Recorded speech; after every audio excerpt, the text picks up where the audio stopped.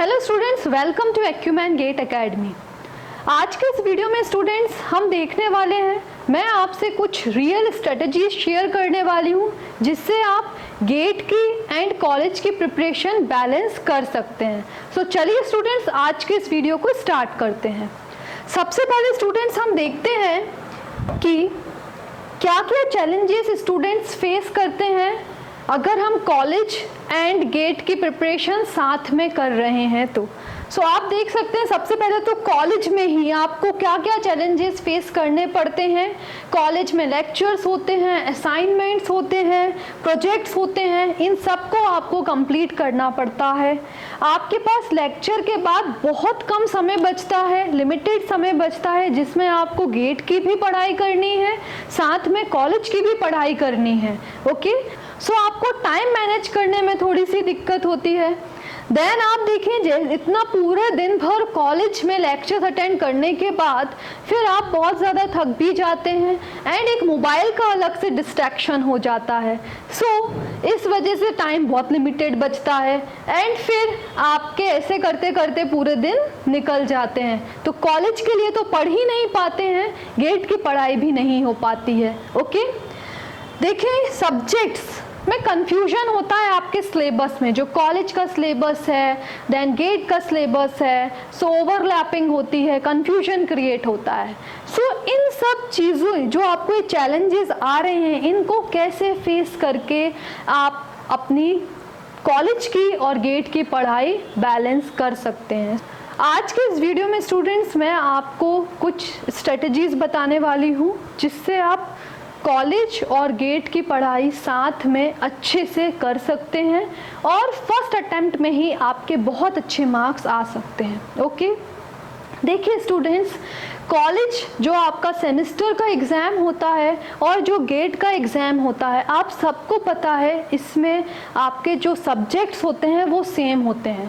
पर semester 5 subject होते हैं, है ना। मतलब आपका टेक्निकल स्टार्ट हो जाता है थर्ड सेम से टेक्निकल स्टार्ट हो जाता है और थर्ड ईयर में आप एलिजिबल हो जाते हैं गेट के पेपर देने के लिए। आप सबको पता है कि हर फरवरी के फर्स्ट सेकंड वीक में आपका गेट का एग्ज़ाम होता है ना। सो आपको मतलब जो मेन आपके सब्जेक्ट्स होते हैं वो third same, fourth same, fifth sem और सिक्स सेम का एक आध सब्जेक्ट होता है जो कि गेट में भी पूछा जाता है। और ये 4 सेमेस्टर के सब्जेक्ट्स ही आपके इंटरव्यू पॉइंट ऑफ व्यू से भी इम्पॉर्टेंट रहते हैं अगर प्लेसमेंट के लिए आप टारगेट कर रहे हैं तो। एंड सेमेस्टर में भी यही इम्पॉर्टेंट सब्जेक्ट्स होते हैं। ओके, सो देख सकते हैं स्टूडेंट्स, मैंने हर branch civil, mechanical, electrical, EC, CS and chemical में जो भी गेट पॉइंट ऑफ व्यू से सब्जेक्ट्स रहते हैं वो सब मेंशन कर दिए। और यही सेम सब्जेक्ट्स आपके सेमेस्टर पॉइंट ऑफ व्यू से भी इम्पॉर्टेंट रहते हैं and placement point of view से भी इम्पॉर्टेंट रहते हैं। अगर आपने इन सब्जेक्ट को अच्छे से पढ़ लिया तो आपका सेमेस्टर में बहुत अच्छे मार्क्स आ सकते हैं, अबव 8 पॉइंटर, और गेट में भी आपके बहुत अच्छे मार्क्स आ जाएंगे। और सिक्स्थ सेम से जो आपके प्लेसमेंट के लिए कंपनी आती हैं, अगर आप उनमें भी बैठते हो तो आपका प्लेसमेंट भी पक्का हो सकता है। सो क्यों ना हम सेमेस्टर को गेट पॉइंट ऑफ व्यू से ही पढ़ें, है ना। सो ये सब्जेक्ट्स जो आप पढ़ने वाले हैं अपने सेमेस्टर के लिए ही, इन सब्जेक्ट को अगर गेट पॉइंट ऑफ व्यू से पढ़ेंगे तो आपको सेमेस्टर में भी मार्क्स बहुत अच्छे आएंगे। क्योंकि जो आप गेट में सब्जेक्ट्स पढ़ते हो बेटा, वो एकदम बिल्कुल बेसिक लेवल से पढ़ाई स्टार्ट होती है वहाँ पे और एकदम टफेस्ट लेवल तक जाती है ना। अगर आप बिल्कुल बॉटम से पढ़ रहे हो तो आपके पूरे जो डाउट्स हैं, कॉन्सेप्ट्स हैं, सब कुछ क्लियर होते हैं एंड वही चीज़ आपको अप्लाई करनी है आपके सेमेस्टर में और आपको सेमेस्टर के एग्ज़ाम को पास करना है। बहुत से स्टूडेंट्स को सेमेस्टर में भी बहुत दिक्कत होती है पास होने में, तो अगर आपने अच्छे से डिटेल में पढ़ाई की हुई है तो सेमेस्टर तो बहुत अच्छे मार्क्स से निकलेगा, गेट में भी फर्स्ट अटेम्प्ट में आपके बहुत अच्छे मार्क्स आएंगे। ओके, सो क्या याद रखना है, हमको सेमेस्टर को गेट पॉइंट ऑफ व्यू से पढ़ाई करनी है। कैसे करनी है सब कुछ मैं आपको एक्सप्लेन करती हूँ। चलिए देखते हैं स्मार्ट स्ट्रेटेजी अप्रोच 3 फेज में आप कैसे अपनी प्रिपरेशन कर सकते हैं। सो देखिए students, third same, fourth same में अगर हम देखें तो 6 इंपॉर्टेंट सब्जेक्ट्स होंगे जो गेट पॉइंट ऑफ व्यू से भी इंपॉर्टेंट हैं और थर्ड और फोर्थ सेम के भी इंपॉर्टेंट सब्जेक्ट हैं वो। ओके, सो अगर आप अपनी प्रिपरेशन दिसंबर से करते हैं तो दिसंबर से अक्टूबर में 2 सेमेस्टर आपके खत्म हो गए हैं, है ना। 2 सेमेस्टर खत्म हो गए। 2 सेमेस्टर में लगभग आपने 6 सब्जेक्ट्स पढ़ लिए। तो आपको कुछ इस तरीके से ही पढ़ना है कि आपके 6 सब्जेक्ट जो आपके सेमेस्टर में हैं वो सब आपके यहाँ पर कंप्लीट हो जाएं अक्टूबर तक। और आप सबको पता है कि आपके सेमेस्टर के एग्जाम के बाद आपको 1-1 महीने की छुट्टी भी मिलती है, ब्रेक मिलता है, आपको सेम ब्रेक मिलता है, तो उसको भी यूटिलाइज कर सकते हैं। हो सकता है जैसे कुछ स्टूडेंट्स की स्पीड बहुत ज़्यादा होती है, सो वो 2 सब्जेक्ट्स और ऐड ऑन कर सकते हैं। अपने मेंटोर से बात करके उनसे गाइडेंस लेने के बाद आप वो सब्जेक्ट चूज कर सकते हैं और उनको भी ऐड ऑन कर सकते हैं, क्योंकि आपको 3rd ईयर में गेट का पेपर देना है स्टूडेंट्स। तो हर स्टूडेंट्स गेट का पेपर पहला अटैम्प्ट जरूर देता है, तो क्यों ना अच्छे से पढ़ के दे लें, क्योंकि वही जो 3rd सेम में और 4th सेम में आपने जो मेन सब्जेक्ट्स हैं वही आपके गेट में भी आने वाले हैं। तो 3rd और 4th सेम के सब्जेक्ट अच्छे से पढ़ लें तो आपका जो फर्स्ट अटैम्प्ट है उसमें मार्क्स आ सकते हैं, है ना। हो सकता है आप इस फर्स्ट अटेम्प्ट में कुछ लिमिटेड सब्जेक्ट्स ही पढ़कर जा पा रहे हैं, 6 से 7 सब्जेक्ट्स ही पढ़ पा रहे हैं, तो रिमेनिंग सब्जेक्ट्स फाइनल अटेम्प्ट में आप पढ़ सकते हैं, है ना। लेकिन ये सोच के ना पढ़ें कि 3rd सेम में जो 5 सब्जेक्ट्स हैं उनको हमने अपने सेमेस्टर के लिए पढ़ लिया, 4th सेम में चले गए, पिछले 5 सब्जेक्ट्स भूल गए। मैक्सिमम स्टूडेंट्स यही करते हैं, तो ये अप्रोच से ना चलें। आपने अगर पिछले सेमेस्टर में जो सब्जेक्ट्स पढ़े उनको थोड़ा सा अच्छे से पढ़ें, फिर उसके बाद जो सेम ब्रेक मिलेगा उनमें वो 3 सब्जेक्ट को रिवीजन करें जो गेट पॉइंट ऑफ व्यू से इंपॉर्टेंट है, एंड देन नेक्स्ट सेमेस्टर के 3 सब्जेक्ट चुनें और उसको पढ़ना स्टार्ट करें। इस स्ट्रेटजी से जाओगे तो आपके 6 सब्जेक्ट्स तो पक्के हैं जो नेक्स्ट ईयर गेट में आपको हेल्प मिलने वाली है, मींस नेक्स्ट जो फर्स्ट अटेम्प्ट है उसमें आप उनको यूज कर सकते हैं। रिमेनिंग जो सब्जेक्ट्स हैं वो आप फिर नेक्स्ट ईयर के लिए टारगेट कर सकते हैं। और आप देखें यहाँ पे काफी समय आपको मिल रहा है, आप देखें यहाँ पे आपको लगभग 10 to 11 मंथ मिल रहा है जिसमें आप अच्छे से अपने 1-2 सब्जेक्ट्स और पढ़ सकते हैं depending on your speed. But ऐसा नहीं होना चाहिए कि सब कुछ पढ़ के बैठ गए हैं बट क्वेश्चंस नहीं बन रहे हैं, क्योंकि आपने अच्छे से उस समय पढ़ाई नहीं की होगी, डिटेल में नहीं पढ़ा होगा, शॉर्ट नोट से रिवीजन कर लिया होगा। वैसा नहीं करना है, टाइम बहुत लिमिटेड होता है। आपका जो स्टार्ट होता है टाइम वो हो जाता है 3rd सेम से ही, 3rd सेम से ही आपको अपना टाइम आपका स्टार्ट हो गया है, वहीं से आपका एक दिन इंपॉर्टेंट होता है। अगर आपने एक भी सेमेस्टर वेस्ट कर दिया तो आपको फिर दिक्कत होगी आपका फर्स्ट अटेम्प्ट में और फाइनल अटेम्प्ट में, है ना। और आप सबको पता ही है कि मिनिमम 12 सब्जेक्ट्स तो होते ही हैं, हर ब्रांच में मिनिमम 12 होते हैं, कुछ ब्रांच में थोड़े सब्जेक्ट्स 1-2 ज़्यादा हो जाते हैं बट मिनिमम 12 तो होते ही हैं, है ना। सो ये आपको क्या करना है, फेज 1 में जो दिसंबर से अक्टूबर वाला समय रहेगा ना, आपको अपने सब्जेक्ट को, कॉन्सेप्ट को क्लियर करना है। जो फॉर एग्जाम्पल आज से आपने पढ़ाई स्टार्ट की है तो आज आपने जो सब्जेक्ट जो टॉपिक पढ़े हुए हैं, कल आपको पहले पुराना रिवीजन करना है, देन आगे बढ़ते जाना है। एंड यही समय होता है यहाँ पे आप शॉर्ट नोट्स बना सकते हैं, यही समय होता है यहाँ पर आप शॉर्ट नोट्स बना सकते हैं। इसका डिटेल वीडियो मैंने ऑलरेडी चैनल पे आपको मिल जाएगा, आप देख लीजिएगा कि शॉर्ट नोट क्यों, कैसे और कब बनाना चाहिए और यूज़ कैसे करना चाहिए, है ना। सो शॉर्ट नोट्स आप इसी समय बना सकते हैं स्टूडेंट्स, एंड देन उन शॉर्ट नोट्स को यूज़ कर सकते हैं आप फेज 2 में एंड फेज 3 में, उनसे रिवीजन कर सकते हैं, है ना। बट ऐसा नहीं है कि शॉर्ट नोट हम फेज 2 या फेज 3 में बना रहे हैं, है ना। हमेशा शॉर्ट नोट फेज 1 में ही बनता है। जब हम डिटेल में कॉन्सेप्ट पढ़ते हैं उसी समय हमें पता चल जाता है कि क्या इम्पोर्टेंट है, ओके, और क्या हमें याद भी नहीं हो पा रहा है। सो वो आप शॉर्ट नोट के फॉर्म में अपनी हैंड राइटिंग में लिखिए, किसी और के शॉर्ट नोट से आप कभी रिवीजन नहीं कर सकते, वो सिर्फ आप फॉर्मेलिटी कर रहे हो फिर, ओके। सो खुद के हैंड रिटन शॉर्ट नोट्स बनाइए, और वो समय अच्छा होता है यही समय, इसी समय आप शॉर्ट नोट्स बनाइए। अभी हमें जब भी रिवीजन करना है शॉर्ट नोट से रिवीजन करना है। अब अगर आपको लग रहा है कि शॉर्ट नोट से रिवीजन करने में मेरे कुछ पॉइंट्स रह जा रहे हैं, तो पहले आप इंश्योर कर लीजिए कि जो मेन कॉपी है जिससे आपने शॉर्ट नोट बनाए हैं वो आपको अच्छे से बनना चाहिए। अगर वो आप बिल्कुल कॉन्फिडेंट हो गए कि हाँ अब मेरे को कमांड हो गई है पूरी, ये मेन कॉपी से पूरा हो गया है, अब आप शॉर्ट नोट को रेफर कर सकते हैं। बिल्कुल उसी पॉइंट से आपको जाना होगा आगे, है ना। तो ये आपको इंश्योर करना है चीज, और साथ में आपको प्रैक्टिस क्वेश्चंस एंड पीवाईक्यूज भी सॉल्व करते जाने हैं।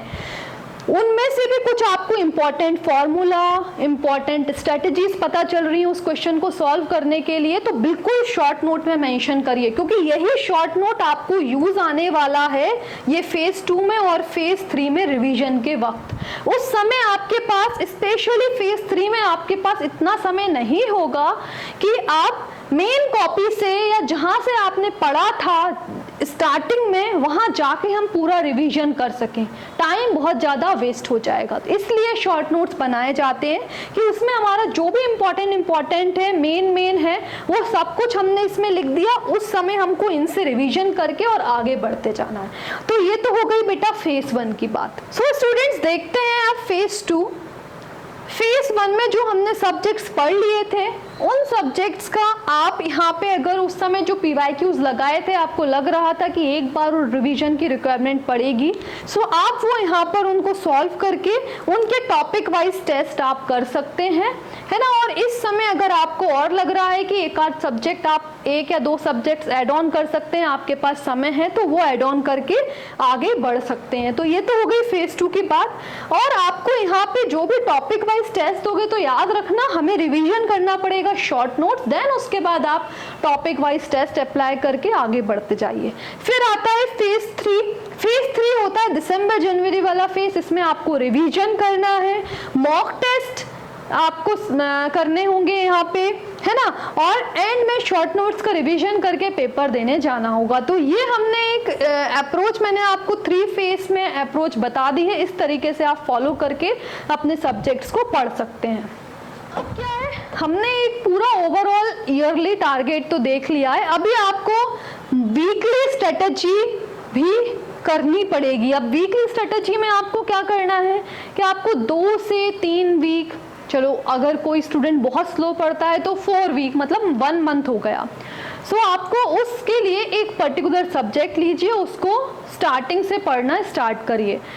अब आपको अपने हिसाब से देखना है कि हमें कम से कम समय में ये सब्जेक्ट पढ़ना है, बट अच्छे से पढ़ना है। अच्छे से पढ़ने का मतलब आपने कोई एक सब्जेक्ट उठाया, उसको स्टार्टिंग से आप चैप्टर वाइज पढ़ रहे हैं। चैप्टर वाइज जब एक दिन में जितना पढ़ा है अगले दिन उसको रिवीजन करना है। क्यूमुलेटिव वे में आपको डेली रिवीजन करता जाना है, मतलब पुराना जो फर्स्ट डे पढ़ा था वहाँ से लेके लास्ट डे तक जो आपने वो सेम सब्जेक्ट पढ़ा है उसको पूरा रिवीजन करना है हर दिन, है ना। और उसी के बेसिस पे शॉर्ट नोट्स बनाने हैं। अभी एक समय उस सेम सब्जेक्ट जब आप पढ़ रहे हैं, एक समय आएगा कि आपको लगेगा कि डेली इतना डिटेल में रिवीजन करना थोड़ा सा हमारे सब्जेक्ट को डिले कर रहा है, क्योंकि मुझे बनता है, ये बहुत अच्छे से आने लग गया है। तो उस समय आप शॉर्ट नोट्स जो आपने बनाए थे उनका यूज करिए और उससे रिवीजन करना स्टार्ट कर दीजिए, है ना। क्योंकि कुछ कुछ बहुत लंबी थ्योरी होती है जो कि बिल्कुल समझ में आती है, हम एक्सप्लेन कर सकते हैं अपने वर्ड्स में, तो डिटेल में उसको रीड करने की जरूरत नहीं है, उसको रिकॉल करने की जरूरत नहीं है, पूरा इतना बार बार डेली रिकॉल करने की जरूरत नहीं है। तो शॉर्ट नोट्स को रिकॉल करोगे तो आपका वो भी इनफ रहेगा। तो आपको खुद ही एनालाइज हो जाता है कि हाँ अब समय आ गया है शॉर्ट नोट से रिवीजन करने का। सो वो आपको एक बार खुद चेक करना पड़ेगा और टारगेट बनाना पड़ेगा कि एक सब्जेक्ट को मुझे 2 से 3 वीक या मैक्स टू मैक्स 4 वीक में खत्म कर लेने हैं। उसमें हमें उसके प्रैक्टिस क्वेश्चंस, पीवाईक्यूज ये भी खत्म कर लेने हैं, और साथ में हमें कॉलेज का जो सिलेबस है, सेमेस्टर का जो सिलेबस है, उस सब्जेक्ट का सिलेबस है उसको डाउनलोड करिए, लास्ट ईयर के पेपर्स को डाउनलोड कर लीजिए और चेक करिए कि हाँ जो हमने अभी ये पढ़ा हुआ है उससे हमारे कॉलेज के क्वेश्चंस भी होते जा रहे हैं क्या नहीं, वो भी अप्लाई करें। तो आपके साथ में देखो कॉलेज की भी पढ़ाई होती जा रही है, वो सब्जेक्ट आपका कॉलेज के लिए भी होता जा रहा है रिवीजन, है ना। एंड देन उसके बाद आपके गेट के लिए होते ही जा रहे हैं। जो हम पढ़ रहे हैं ना गेट पॉइंट ऑफ व्यू से जो भी टॉपिक, वो सेम अगर उस सेम टाइप का क्वेश्चन आपसे कॉलेज में पूछा गया है तो वही पॉइंट्स को आपको यूज करना है हमारे सेमेस्टर के लिए भी। ऐसा नहीं है कि हम सेमेस्टर के लिए कोई अलग नोट कॉपी से पढ़ रहे हैं और गेट के लिए कोई अलग नहीं।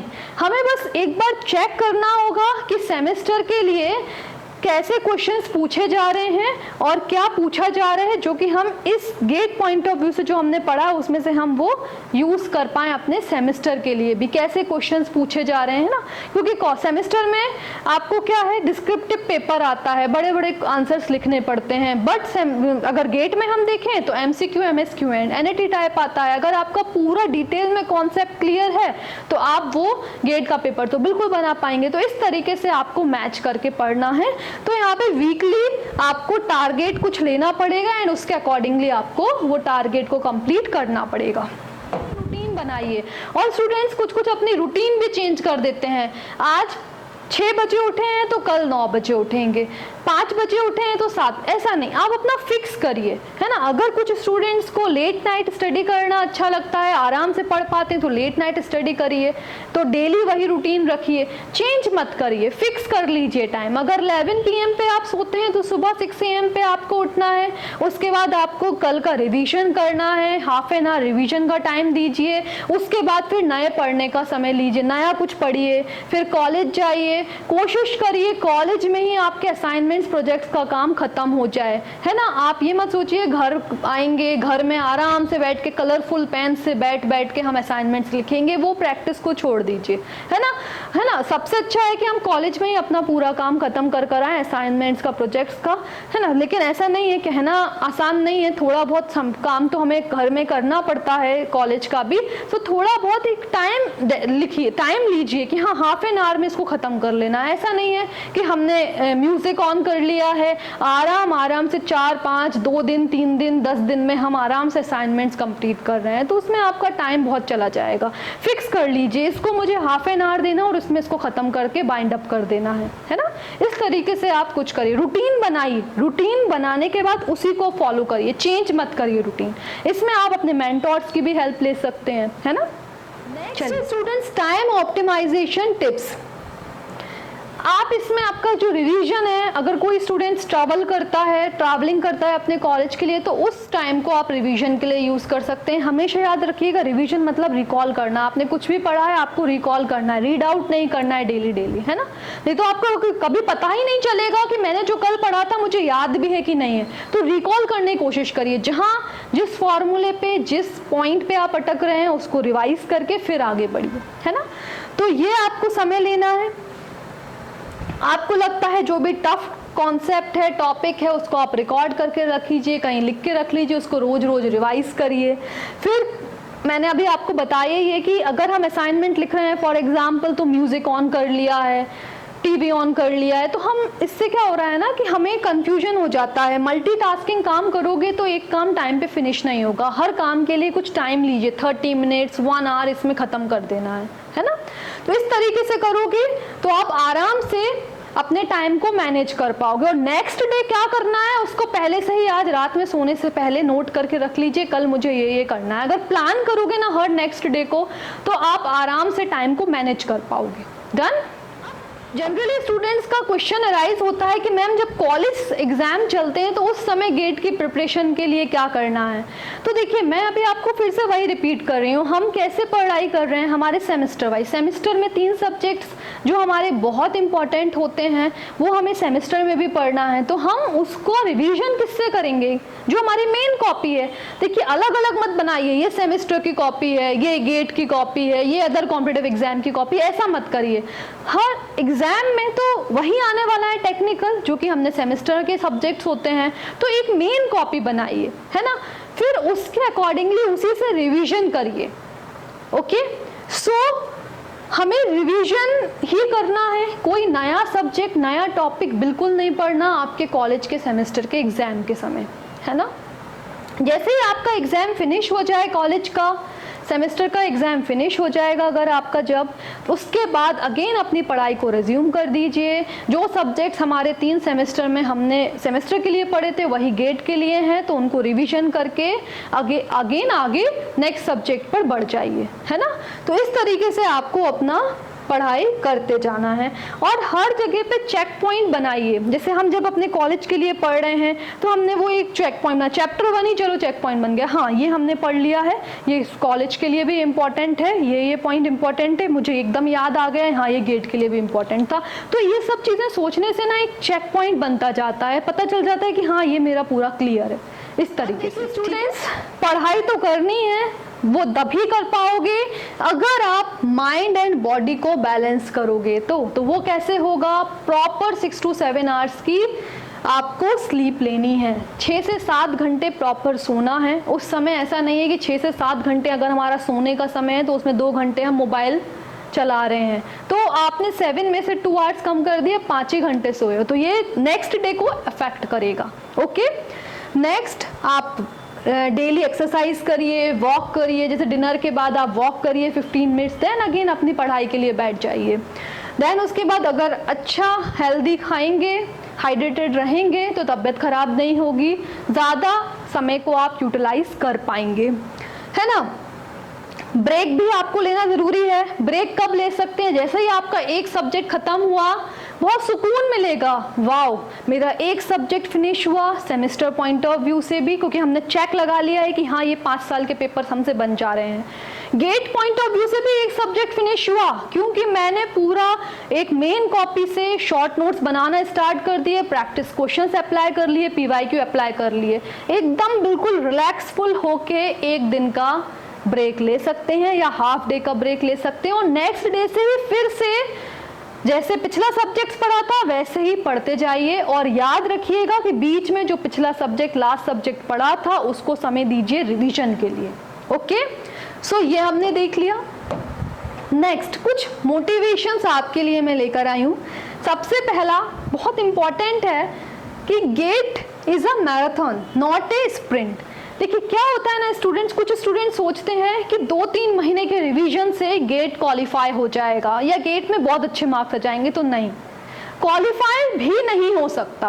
गेट का पेपर छोटा मोटा नहीं होता है स्टूडेंट्स, आपको अच्छे से पढ़ना पड़ेगा, पूरा आपको 1-2 ईयर का पूरा मेहनत होता है, डिपेंडिंग ऑन स्टूडेंट्स की स्पीड, स्टूडेंट्स का माइंड, है ना। तो ये पूरा आपका पूरा एक बहुत बड़ी इंपॉर्टेंट पढ़ाई है, धीरे धीरे छोटे छोटे फेसेस में ख़त्म करके ही इसको कंप्लीट कर पाओगे, अच्छे मार्क्स लेकर आ पाओगे कॉलेज में भी और गेट में भी।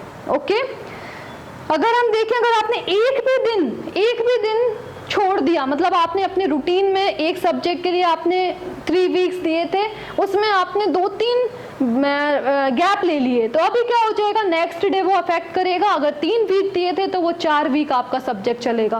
कंटिन्यूएशन में पढ़ाई अच्छी होती है, बीच में अगर आप बार बार ब्रेक लोगे तो आपके सब्जेक्ट को इफेक्ट करेगा और फिर रिवीजन को भी इफेक्ट करेगा। सो आप ब्रेक ज़्यादा ना लें, आप डिसाइड कर लें कि ये 3 वीक का सब्जेक्ट से 3 वीक ख़त्म करना है, उसके बाद 1 दिन का ब्रेक लेना है। ओके, और मोस्ट इम्पॉर्टेंट बात, कभी भी हमारे फ्रेंड्स से हमारी पढ़ाई जज मत करिए। आपकी स्पीड पढ़ने की कुछ अलग है, आपके दोस्तों की अलग है, कभी कंपेयर मत करिए, एक डिस्कशन का पार्ट मत बनाइए, इसमें भी बहुत टाइम वेस्ट होता है। हो सकता है उसकी स्पीड तेज है, कभी भी अपने आप को कंपेयर भी मत करिए कि ओ इसकी स्पीड बहुत ज़्यादा है, मैं बहुत धीरे पढ़ रही हूँ या पढ़ रहा हूँ, तो ऐसा नहीं। आप अपनी स्पीड देखिए, कैसे आप चेक कर पाएंगे कि आप सही चल रहे हैं या नहीं चल रहे हैं। प्रॉपर आपको पता है कि हमें अपने नोट्स से, short notes, practice questions, PYQs होने चाहिए, प्रॉपर रिवीजन डेली होने चाहिए। ये अगर हमारा प्रॉपर जा रहा है तो फिर हमें किसी से कंपेयर करने की ज़रूरत नहीं है, यही चेक पॉइंट्स इनको लगाते जाइए। अगर ये प्रॉपर चल रहा है तो आपकी पढ़ाई सही चल रही है। ओके, चलिए, फॉर्मूला फॉर गेट सक्सेस, सबसे पहला होता है डिसिप्लिन। अभी इतना सारा मैंने आपको इस वीडियो में बताया है, तो पूरा आप देख सकते हैं, ये पूरा एक पेज में आपको सब कुछ इस पेज से आपको समझ में आ जाएगा। सबसे पहला है डिसिप्लिन, डायरेक्शन, कंसिस्टेंसी, गेट में आपको सक्सेस मिलेगा। गेट में अगर सक्सेस मिल रहा है तो सेमेस्टर में तो अल्टीमेटली सक्सेस मिल ही जाएगा आपको, है ना। Align college plus GATE topic, बिल्कुल मैंने आपको अभी बहुत अच्छे से डिटेल में बताया है। कॉलेज के टॉपिक्स और गेट के टॉपिक्स को अलाइन करके ही पढ़िए, है ना। Use micro targets and time block, time आपको अपने आप को देना ही पड़ेगा, इतने समय में इतना मुझे ख़त्म करना है, ओके। और आपको माइक्रो टारगेट्स भी आपको अपने आप को देने पड़ेंगे, छोटे छोटे टारगेट्स में पूरे सब्जेक्ट्स को ख़त्म करिए, समय पर ख़त्म करिए, ओके। और वीकली आपको आपके प्रोग्रेस को रिव्यू करना है। वीकली करोगे तो ऐसा नहीं होगा कि आप 1-2 महीने बाद आप एकदम से जाग रहे हो, अरे मेरा एक ही सब्जेक्ट खत्म नहीं हुआ है ना। कुछ स्टूडेंट्स को डेली का भी रिक्वायरमेंट पड़ सकता है। आप स्टार्ट करिए डेली रिव्यू से लेके धीरे धीरे करके वीकली तक। इस तरीके से आप अगर रिव्यू करते जाएंगे अपने आप को, अपने वर्क को, तो आप कभी भी लैग नहीं करोगे, समय पर आपका पोर्शन जो सब्जेक्ट है, जो टारगेट है, वो खत्म होता जाएगा। ओके स्टूडेंट्स, आज के इस वीडियो से आपको समझ में आ ही गया होगा कि एक बार पढ़ने से कैसे हम 2 एग्जाम को अच्छे मार्क्स से क्लियर कर सकते हैं। मींस सेमेस्टर में भी अच्छे मार्क्स लेकर आ सकते हैं, गेट में भी अच्छे मार्क्स लेकर आ सकते हैं, ओके। एक बार अच्छे से पढ़ने से, या फिर बोल सकते हैं कि जो आपने एक बार पढ़ा हुआ है उससे आपने नोट्स बनाई हुई है, आपको वो यूज़ में आ रहे हैं सेमेस्टर के लिए भी और गेट के लिए भी, ओके। रिवीजन तो करना पड़ेगा। इस वीडियो को पूरा ध्यान से देख लीजिएगा, समझ में आ जाएगा कि कैसे आपको कॉलेज एंड आपके गेट की प्रिपरेशन को बैलेंस करना है, ओके। और कोई क्वेरी हो तो बिल्कुल आप कमेंट बॉक्स में मेंशन कर सकते हैं, हमारी टीम आपके पूरे डाउट क्लियर करने की कोशिश करेगी, okay. So thank you students for watching this video.